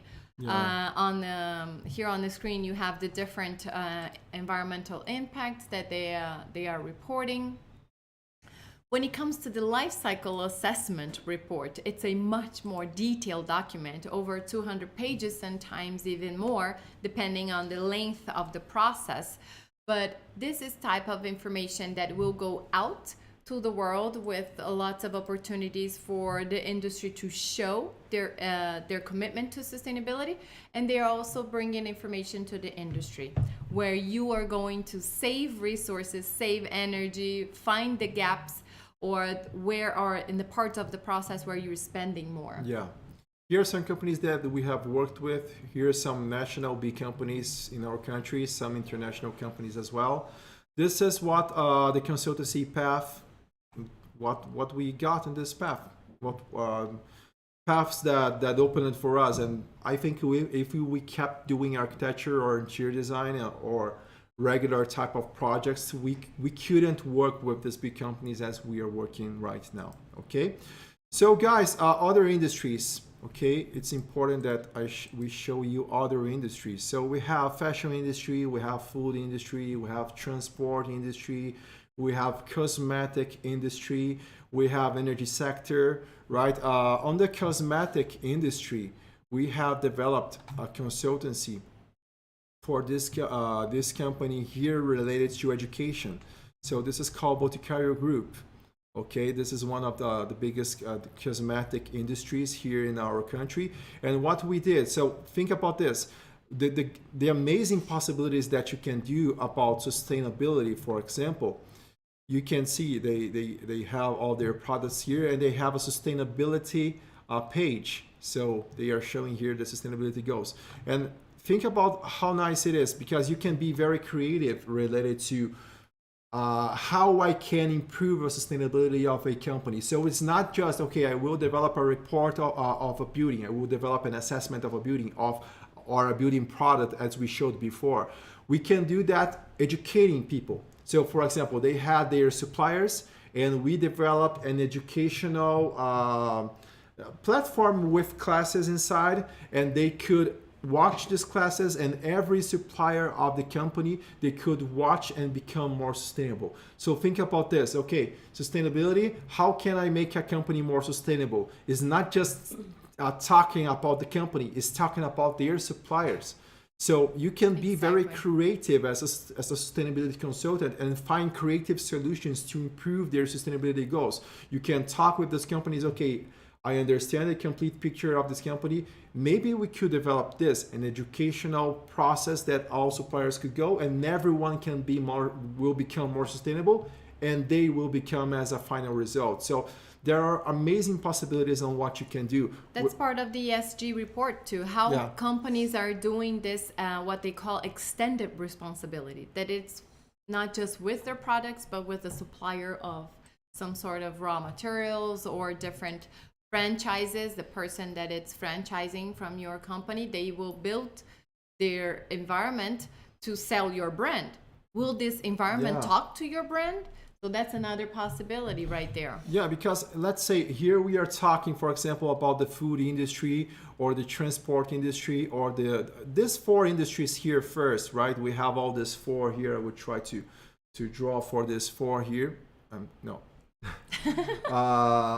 Every one of these industries, they will have problems related to their materials, for example. So extraction practices, how are being extracted this? Are the labor well-paid labor, or it is children labor, or slavery, crazy things that can happen? Or for example, the mature ingredients, how healthy are the materials? Toxicity for the environment or for our own health. And the process inside the industry, how are the emissions, right? So the industry process. So when you are thinking about these industries, you have extraction, you have healthy, you have the process inside the industry. You can have a very sustainable material. You are using, for example, a bamboo. We always bring the example of the bamboo. We always use that. because it's an amazing material, bamboo. But if it's being extracted with children labor here, it's a big problem. So every industry, they need to tackle these problems, and you are the person who can help these people. You have this power. And the good news that I have is that you just need to have a graduation. So if you are an architect, engineer, designer, is amazing. But if you have other types of graduations, you can use your own sauce to find creative solutions for this industry. So for example, let's say you work in the fashion industry. You know things that we don't know, me and Sammy, because we work in the construction industry. And this is amazing because you can bring creative solutions, different things that will help a company, help the environment, and you will get well paid for doing that. What And you're going to use the same set Yeah. of process that we do, but with different skills and different strategies. So you're going to unite your own skills with a process, a well-rounded process, and you're going to do the same thing. We let's say what we have in common is that we're going to come out from the same kind of way, but then we're going to part when we are addressing our niches. But we pretty much can start with the same kind of process, the thought process, the materials that you're, the report. When I talk about materials in this case, now it's the reports and the data gathering, this whole thing, you can derive from the same kind of like sources that we do, and then go into something else. Like just last week, I was speaking with one of the parents of a kid that it's in my daughter's classroom, and she is in the big pharma industry, and she told me that her job also requires some sort of sustainability knowledge, and that she is actually studying a little bit more, and she wants to know more too, because in her field, she says we have a big problem with the medication, with their packaging, the blisters. They said the problem is that the blisters are something that needs to be quick and needs to have lots of materials resources. Yeah. And sometimes we have good material resource, but they are not easily to handle and quick to come out. Because, like pills, blisters, there are so many that you put like thousands per second. And you need to find a material that can handle that kind of like need for this resources. So they are researching a lot, and they are looking for more people that could bring more data or different materials expertise and things to solve that problem. Well said, Sammy. I love that. There's just some more things, always coming out. Sammy, if you saw Sammy in real life, you should see how crazy it is. She talking about sustainability and materials. Each industry, guys, will have priorities and space for innovations, as we told you here. Just as an example. And depending on your expertise, science, application, execution, operations, innovation, management, direction, you can find lots of different things related to this. And this is what the Green Hero movement is about, guys. So what we brought here in a very bad calligraphy here, you can see. But the Green Hero movement is purpose with profitability. This is what we want for you guys, because just purpose, you're going to fall in the middle of the process. You got to unite both, right? It's professional purpose, okay? So guys, let's go to a practice right now, okay? Let's go to a practice. Let's go to a practice. All right. Practice moment. Let's understand a little bit about climate analysis. Green Hero Rise, tell me guys what you are learning here below, please. I think Julia and Gabriela, they are here. Their ears are kind of are like going to ringing hurt, already. My apologies, because I'm screaming, because I'm very excited for this. So we are going to understand a little bit about climate analysis right now. And tell me guys what you have learned so far in this class. Okay? I haven't learned anything. Tell us in the chat. I'm just kidding. Yeah. You learned a lot. Maybe somebody just got here, so they probably are. Let's go on. I will just put something here. Let me try to find this way to put this special information for you guys. Okay, so before doing that, second class, activate your reminder, right? Crucial steps for you to become. So tomorrow we are going to talk about the steps. Which steps do you need to take to become a professional sustainability consultant? Okay, so this is the second class. Third class, your green method. So we're going to show our methodology so you can become a professional sustainability consultant and align purpose with high paychecks. And fourth class, behind the scenes, we are going to open the curtains and you're going to see everything. The curtains. We have an animation for a curtain. Let me try to. Do we? Yeah. Oh God. Here we go. Let me try to put that. I'm trying. Just 1 second. It's not working.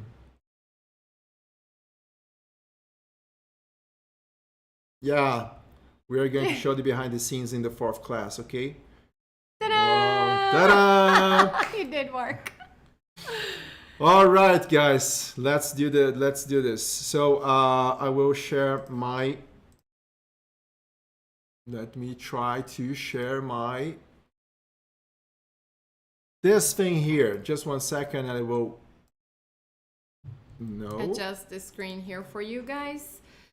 Meanwhile, let me take a look here in the chat. Some people saying that environmental opportunities they learned about, the industry is in their need of sustainability consultants. Absolutely. Longevity of physical structure as well as well-being for people utilizing spaces and areas. Yes, absolutely. That's a field of expertise.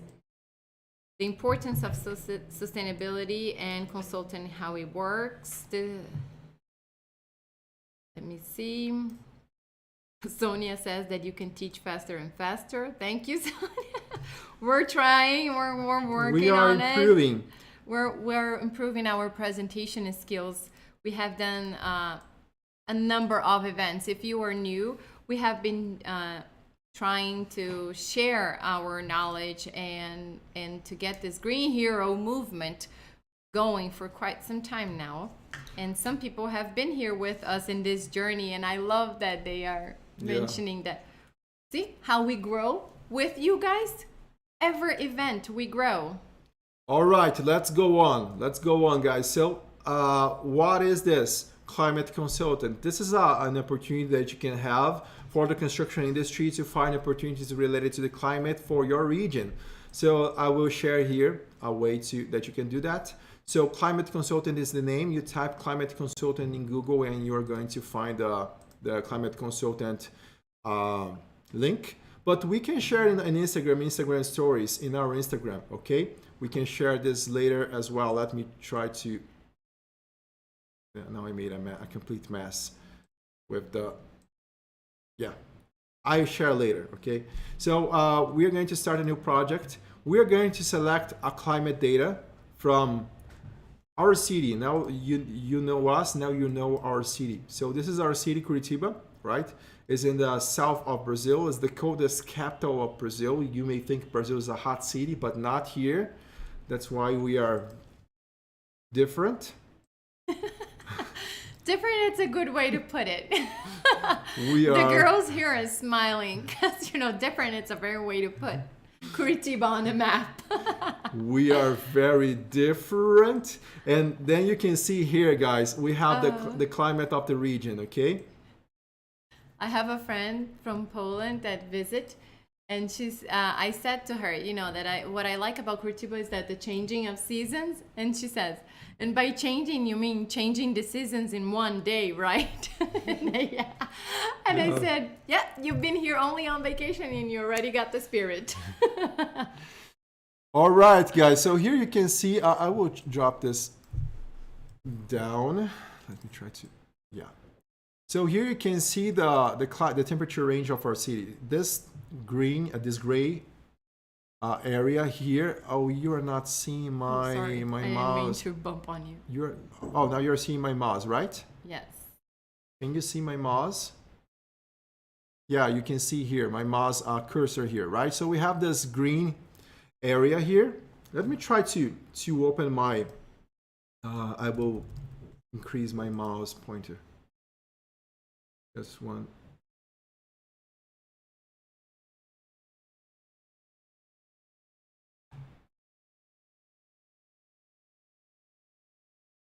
Yeah, Yeah, it's showing on the screen didn't now. increase a lot, but here you can see, so we have this gray area here, and we have the temperature ranges of our city, okay? So this is the medium, really in the middle of part here is the middle temperature of our city. So you can see how cold it is, and the comfort zone is here. So when we understand this data, we know that we can use that some way to help to make the project more sustainable. If I click on next on the right corner, the right lower corner, you are not seeing on the screen, but we have the next button here. Here we can see the temperature ranges. For example, you can see global horizontal radiation. We can see direct normal and diffuse. So what we are talking here, direct normal. Direct normal is the radiation that is coming from directly from the sun. Okay, so this is direct normal radiation. And diffuse is radiation that is sun is going to the clouds, and clouds are or the space, and you're going to find this diffuse radiation. So when you see that we just have this little yellow zones here, we just have little yellow here, right? We can see that maybe a shading device is not good for my project. So we can understand this. Let me compare with another city here from our country, one of the coldest now, so you can see the difference. Let's open Salvador. Salvador. Salvador is very hot. And we can see the temperatures, right? Much hotter. Here's the comfort levels. And here we can see the radiation, right? The direct, these yellow zones here. So we can see that a shading device is going to make a huge effect here in November, December, September, And February. you'll create lots of energy savings if you understood this before you start your building shaping Yeah, and orientation. because understanding the climate, you can find some different architectural solutions. And imagine you as a sustainability consultant, okay, I can develop my project in a better way, or I can show other people better ways to do that. Okay, so this is an amazing possibility that you can achieve. We have other things here, okay, we have other things, we have other ways to analyze. We have a dry bulb, relative humidity. This is important as well. Here you can calculate your brise soleil, for example. Okay, how is going to be the distance, the angle. You can calculate with the software. This is a way to analyze that. You can use we are going to use simulation software to do this in the third class. Okay, so but this is just a way for you to see this very quickly here. I'm going to the last one of the last pages because these are the most important pages. Here you can see the radiation, right? The temperatures, sorry, not radiation, the temperatures, dry bulb temperature. Here you can see that on 3D, so maybe you can present that to your client. And remember, when you have this visual data that you can present to your client, always works towards you defending what you were doing with your design, as an example in this case. But in Ever Professional, when you present data and you make your client have a view of what is behind your work, don't give him all the steps of the process, but this kind of things makes them understand the differentiation that you are bringing to the table, makes them understand the reasons why you're choosing so and so to bring to the project, and this makes stronger for the investment. They are not, always remember, they may understand how they are asking you for things, but they don't understand the technicality of the need for the things that they are asking. Sometimes they are just getting those mismatched information that that the industry or the internet is providing, and they are not necessarily completely aware of what it takes to choose brise soleil. Maybe they think it's beautiful, they think it's sustainable, and they want to put it in their house. Just an example. Will this really be effective? And if it is, where would it be effective? Would it make no sense and will be just simply aesthetics? They need to know this to know if they want to invest. Exactly. I'm just trying to get better for people. Yeah. So here we can see, guys, this is one of the most important diagrams that I find. Here in this green dots, you can see some green dots here. Every green dots represents, take notes on that, 1 hour of the year. Every green dot, 1 hour of the year. Here is our blue zone. The blue zone is the comfort zone.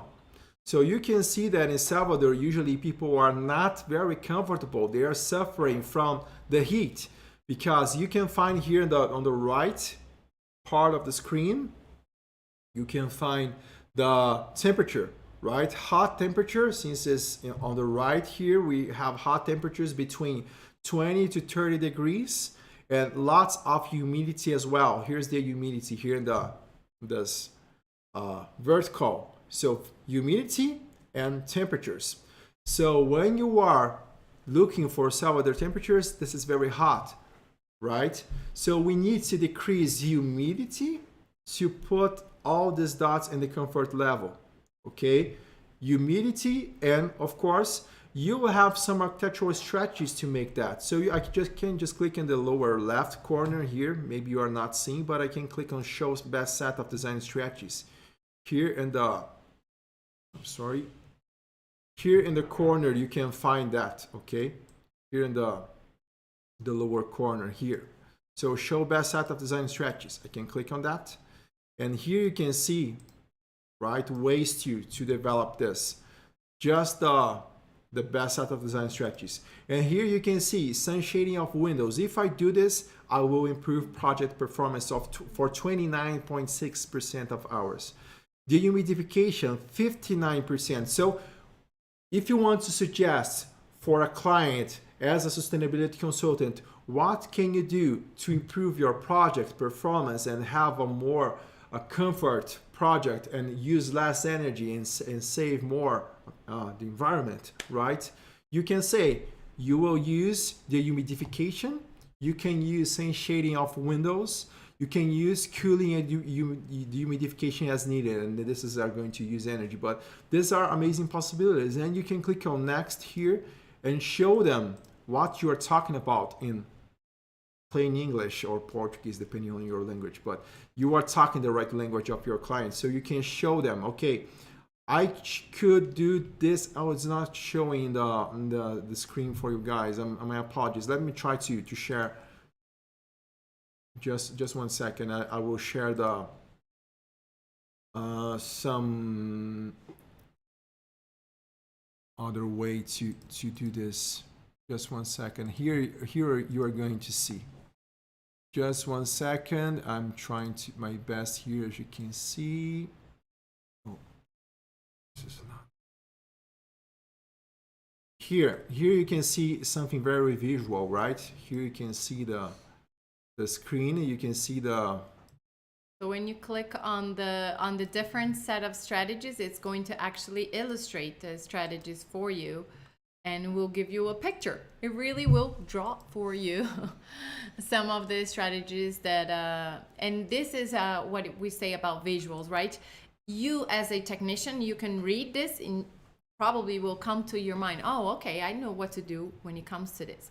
But if you open this in front of your client and says, see, this is more or less what they are trying to tell you when it comes to this set of strategies. And then they will get that. Exactly. I can start a new project here and I can use another climate data. So for example, I can click on download climate data. I can install from the weather data site. I will open this. And here you can see, okay, I'm in Africa, I'm in Asia, I'm in South America, I'm in North and Central America. Let's say I'm here in Canada. Okay, I'm in Canada. I can get Ontario, for example. I can get this climate data here. And I can get the ZPW file. You can see, this is kind of unfortunate. Yeah. So here you can see the ZPW file here. You can download that, for example. I will download here to my desktop. And here you can click and install this. Okay, so I can open a data file. I will go here and I will open the data from Canada. Here's Canada, climate data from Canada. You can click here, you go on right. I would just go here, you can see the climate of Canada, right? Very different from our country here, as you can see. And of course, different strategies and different approach on your consultancy work, okay? I would just click very quickly here. Climate consultant can help you designate your vacations too, right? You look at there, the comfort zone, where you want, what do you want to experience in a country, and you already know. Yeah, you can click, for example, just as Sammy said, let's show this way here. You can click on January. January is like this. February, see the dots. See the dots. Here, see? here. Where is my comfort zone? So you can see here, right? But of course, for projects, you can change the walls every month, right? So this is a way to analyze. So you can see how diverse is temperature during the year in Canada. And you can see here the comfort levels. And of course, the different stretches are going to be entirely different. So you can see here, for example, you will need to have heating. You will need to use energy for heating. And imagine this, since you need lots of energy for heating, of course, it will be very important to have lower U values on your walls, on your glazings, on your roof. So it will be very important. And passive solar direct high mass, so you can use high mass in your projects. The solar battery, you capture sun, get this in your walls and use that during the night. Sun shading is not going to be that important. You can see here, and you can click here and show the best set of design strategies for your clients. Okay, let's use passive solar heating as much as we can, right? Low U value, right? But a lower U value on your glazing, on your walls as well. So you can see that the software is giving you some possibilities here. It's free. You can just get this and use that, okay? So guys, can you understand this? Please tell me in the chat here if you understood the concept, if you enjoy this concept of climate analysis. And this is the first step for you to become a professional sustainability consultant. Climate comes first. Climate is one of the most important things. All of our reports, and we're going to show you some behind the scenes here in the 3rd and 4th class, but when we are showing this reports, climate analysis is always the first step, because we can't do anything without a proper climate analysis. And we use climate analysis to show some lost opportunities. If you work with a contractor, as an example, or with an architect, that probably you would have multiple job opportunities. Take the time to sometimes show them, you know, like perhaps what the opportunities that they missed at the beginning by hiring you too late in the process. And maybe next time, you know, you will have an opportunity with entering the project in an earlier stage, and you will bring more strategies and you will bring more things that will not impact the budget, as an example. Yeah. So this is part of what the things that we always have to keep our minds open. There's always an opportunity to show improvements. Exactly. Guys, here you can see climate consultant. You just type climate consultant here on Google, and you are going to find this website. If you want to download that, just click on the website. Click on download here for Windows and Mac. We are known for crashing websites. So as you see, there's hundreds of people online now, and they will probably try to address this. If the website goes offline, they usually come back and bounce in a few hours. So keep trying. But they should have learned so far, because when we do an event, usually there's lots of people that go towards this website. Yeah. One more, climate. Just to end this, start new project.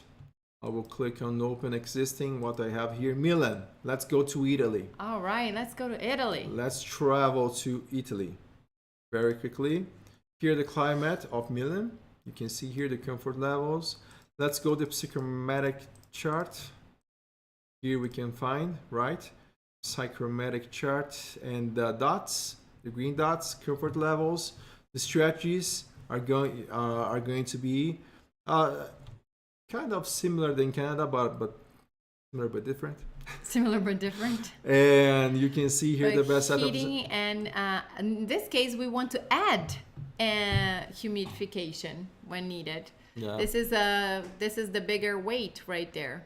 So strategies here, you can see kind of similar, but the impact is going to be different, right? So these are possibilities on what you can do, guys. So please tell me here in the chat if you have enjoyed this. Let's see if people are here with us. Sorry, I looked at the chat at the wrong time. Somebody was saying the famous Ugreen crash. Like we all we forget to remind people at the beginning. But we crashed the website? No, the websites that we crash when we share websites with people and they want to see them right away. Yeah, it's working here. We are. No, yeah, so far, I think they have improved a whole lot since we server, started our events. They were like, the server is not holding. Yeah, it was another website first, so lots of people downloading and we crashed. Yes. We are getting lighter with people here. Okay, guys, so this is the first class. The biggest lesson, guys, the biggest lesson.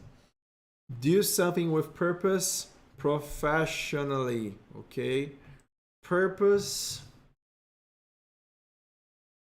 Sorry.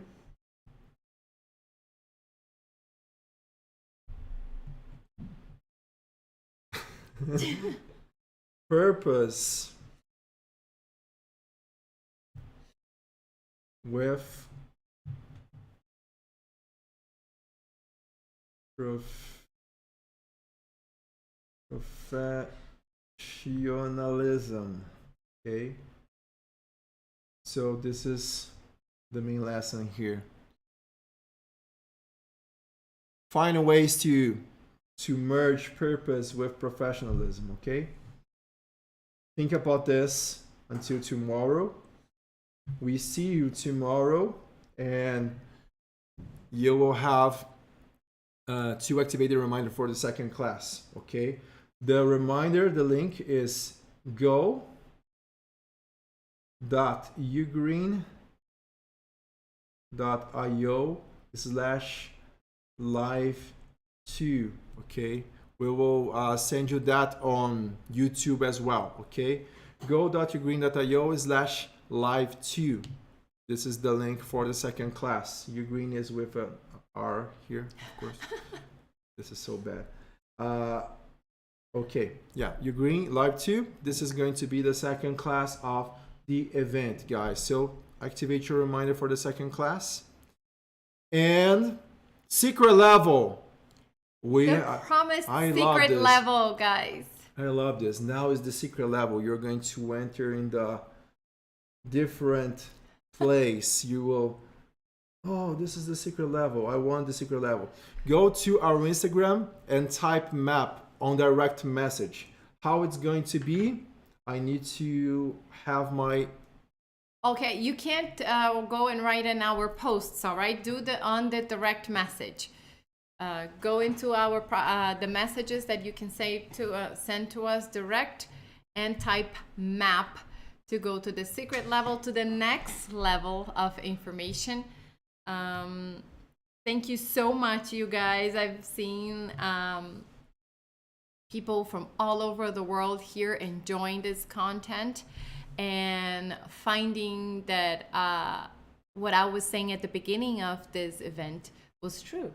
I said that I was going to leave you guys with your head boiling with ideas, expanding horizons, seeing it differently on how you could act. Here you can see, right? Here you can see our Instagram.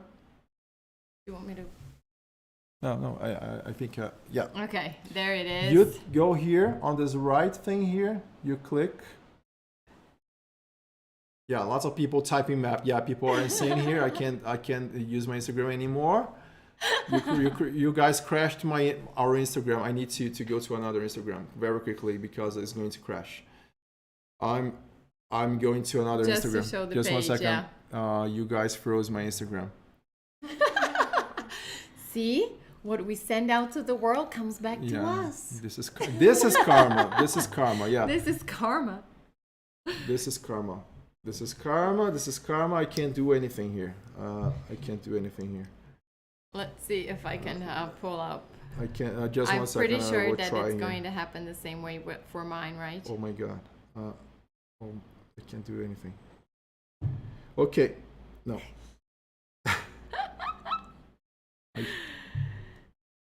Guys, thank you for everyone that it's already with Ugreen for this many years that we have been putting events together. We promise you this one is going to be just as special as the other ones and more, because as you can see, we always try to bring it to the next level.